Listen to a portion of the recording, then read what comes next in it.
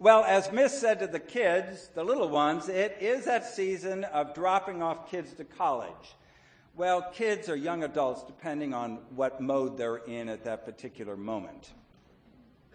And for many, it can be a wonderful and a nerve-wracking time, what with all those competing emotions of excitement and anxiety, confidence and apprehension.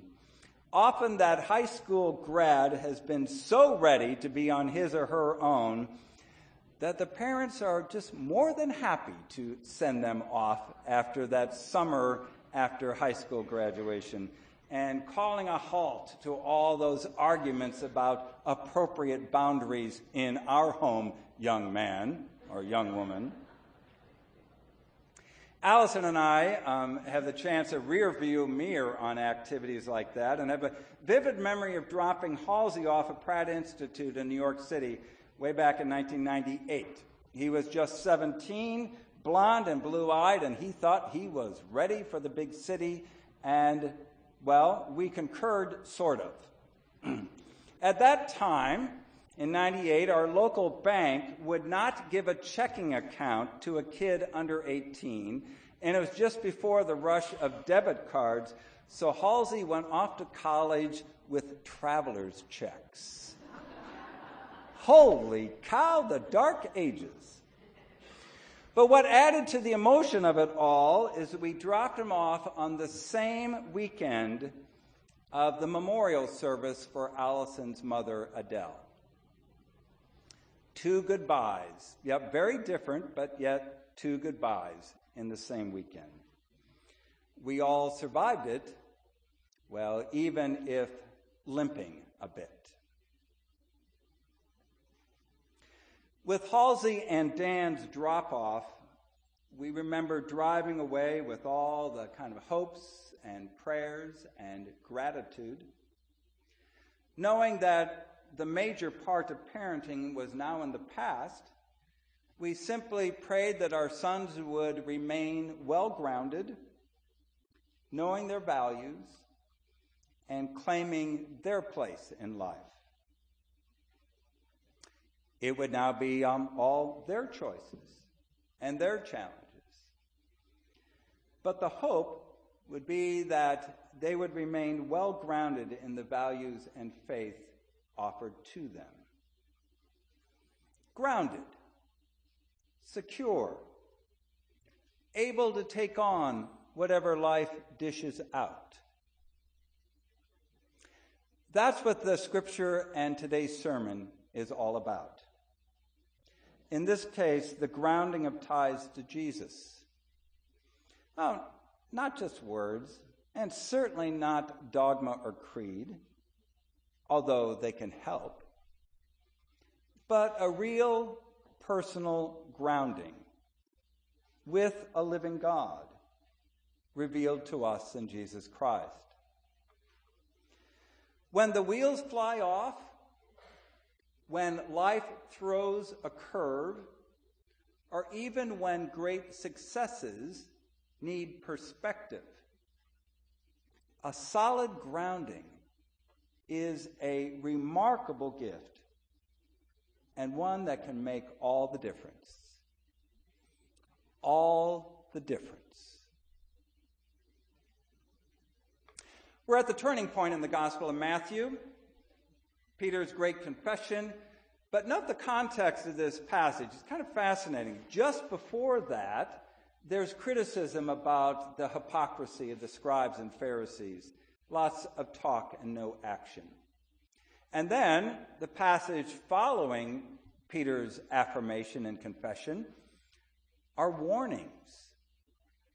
Jesus tells them there are tough days ahead. Suffering, persecution, because they're heading to Jerusalem.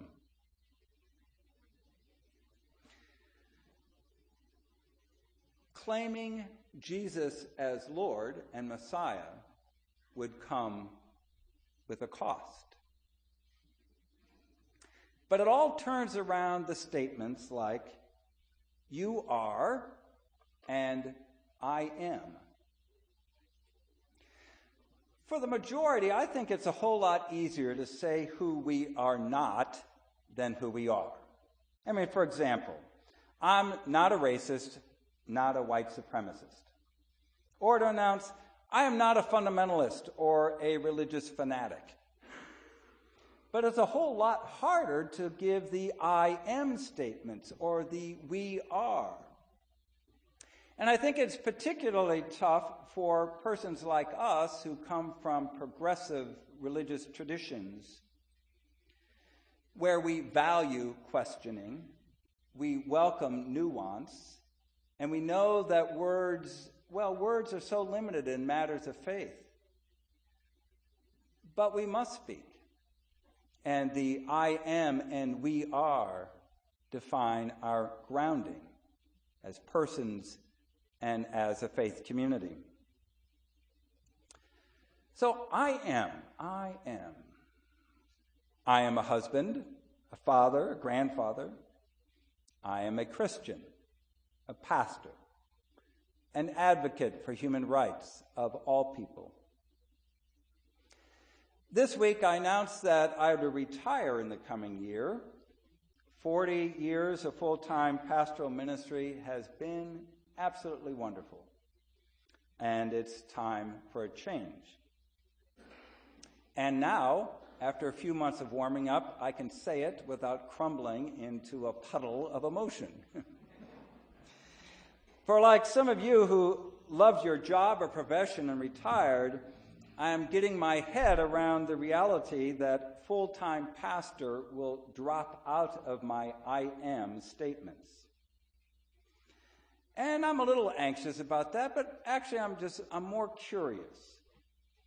What will it be like to lead with the identity Christian and not the title pastor? Now, this pending transition that feels like a big one for me, I know, well, it is minor compared to some of the transitions that you have made or are in the middle of right now. Those changes from health to chronic illness, from married to single by way of death or divorce, from active parenting to empty nest. For in each of these transitions, it's not just change, it's not just that everything is kind of moving around. For many, there's a shift in identity and how one defines I am to the world and to one's own spirit. So what's the bottom line? What is that grounding that gives you meaning and purpose, let alone some structure for the day-to-day? When Peter confessed that Jesus was the Messiah, the Son of the living God, everything shifted. There was a new ground, and the ground was also difficult. Our trusted scholarly colleagues, Marcus Borg and John Dominic Crossan, were quick to point out that the affirmation, Jesus is Lord, also meant that Caesar is not Lord. And that carried a lot of weight in the first century.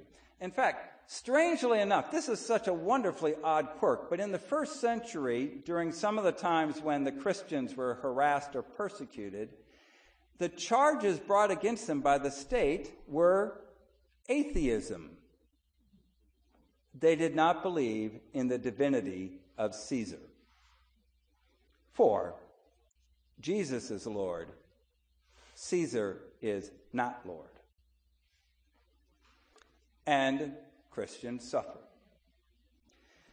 Yet, grounded in faith, firm with Jesus, they persevered. And not only endured, but flourished.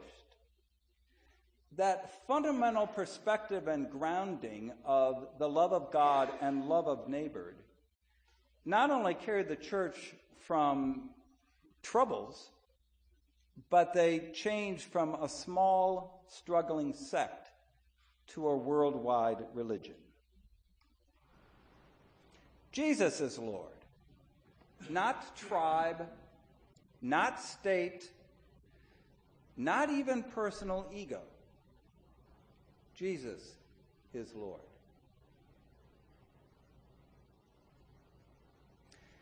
Now, I have a hunch that just about everybody in this room has had some point in time where the foundations have rattled a bit. And there's a struggle of just, well, where do I fit? And what do I do? And what holds my life together? We see this in the extremes, in friends that fall into addictions,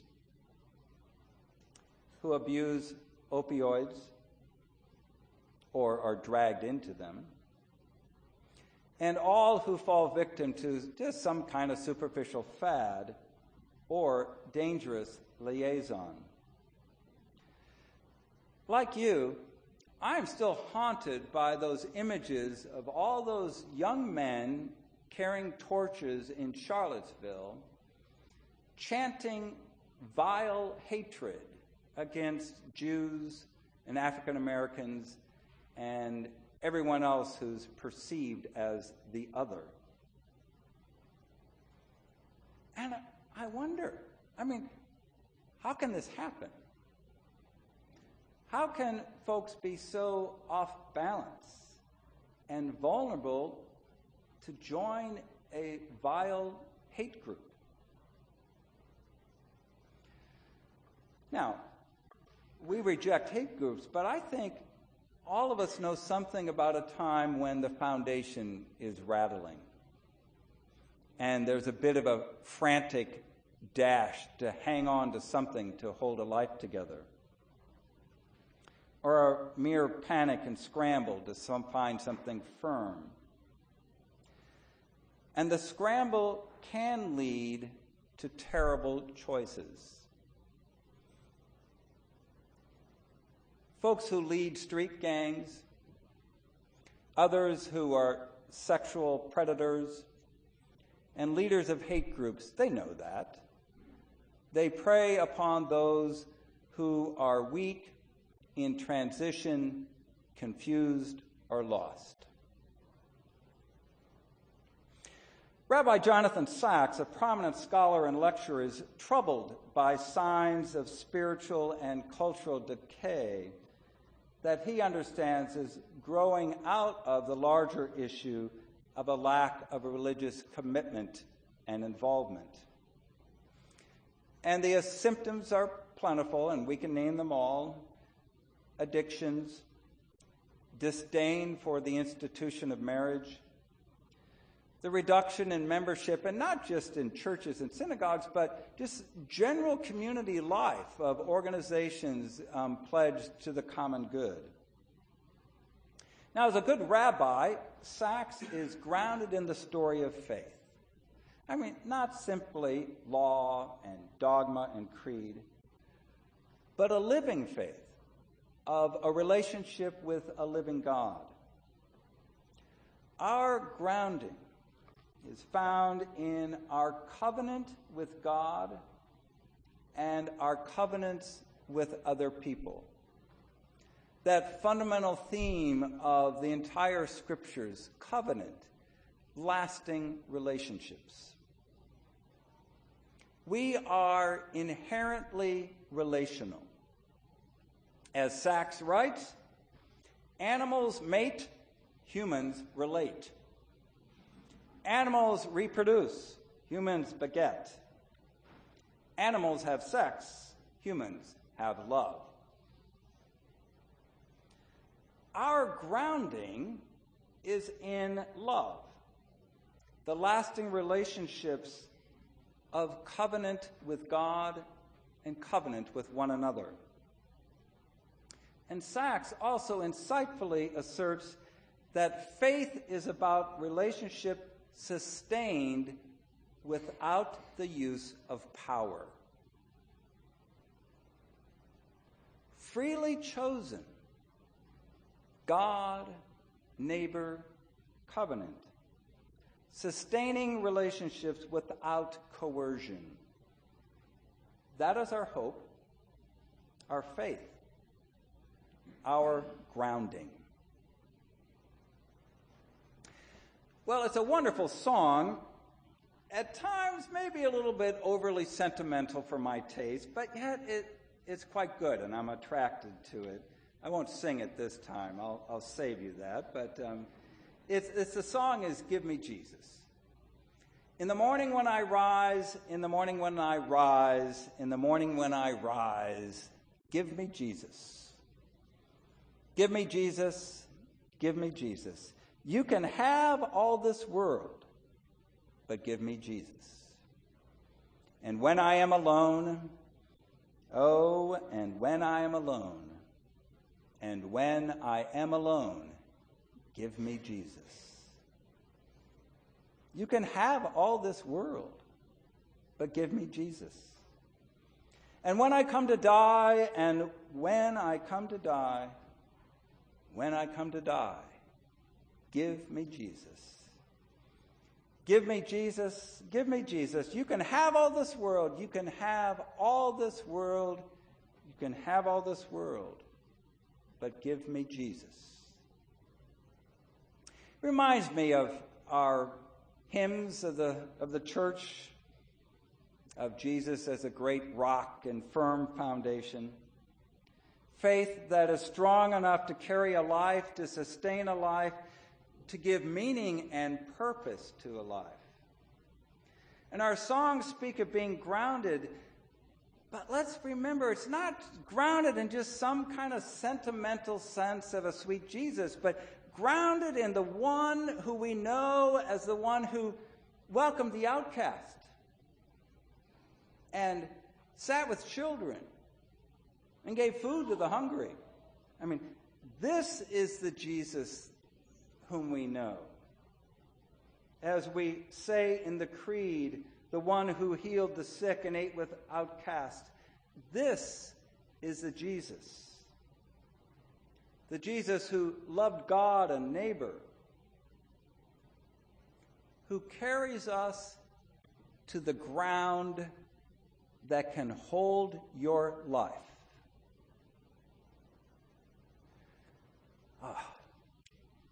Thanks be to God.